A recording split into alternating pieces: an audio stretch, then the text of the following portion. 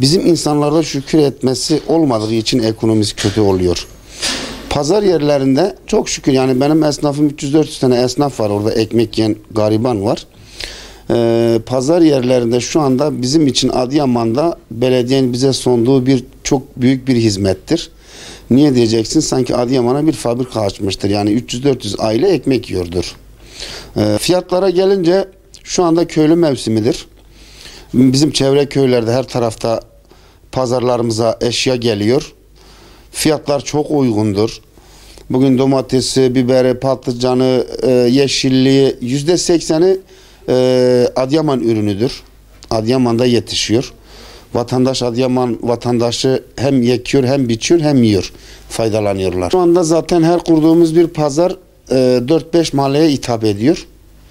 O 4-5 mahalleye hitap ettiği için tekrar yani pazar yerleri başka mahallelere açıldığı zaman kaldırmaz adı. 7 gün 8 pazar kuruyoruz. Adıyaman vatandaşına bizi pazarcı olarak kendi garibanların, fakirlerini idare ettiği için başta teşekkür ediyoruz Adıyaman halkına.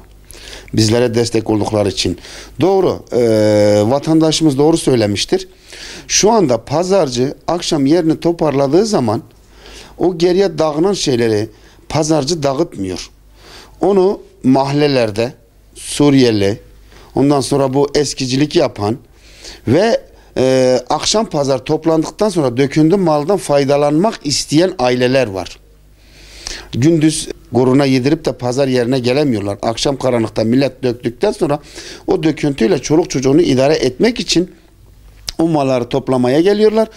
Ve ayrıca Suriyeliler de bu artık almak için dağıttıkları için tabii ki bu pazarcıya mal oluyor. Çünkü niye? Adıyaman fakir bir ildir. Her bir pazar yerinde yani çünkü niye? Adıyaman fakir bir ildir. Yetkililerin bir gün pazar toplandıktan sonra böyle akşam üzeri pazar bittikten sonra bir pazar yerlerine girsinler. Pazar yerlerinde en azında her kurulan bir semt pazarın yerinde 50 tanenin üzerinde aile o dökülen maldan faydalanıyor.